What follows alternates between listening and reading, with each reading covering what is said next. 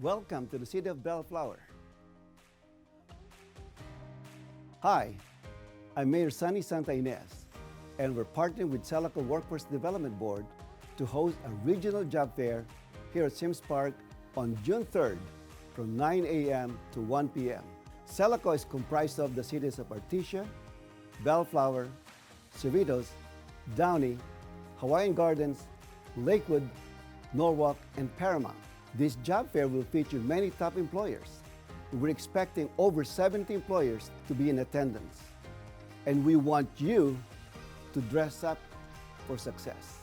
There'll be on-site interviews, educational workshops, and experts to help spruce up your resume. SELACO offers job placement assistance and helps find ways for job seekers to succeed. Hi, my name is Ben Sandoval. I am the Business Services Manager with the SELACO Workforce Development Board, where we assist job seekers with employment and training and businesses in meeting their bottom line through a variety of different subsidized and tax programs. In addition, we focus on growing sectors such as hospitality, manufacturing, trade and logistics, and the future of work, the green and blue sectors. And before coming to the job fair, think of your appetite. Please bring it in. And when you get hungry during the job fair, food trucks will be available.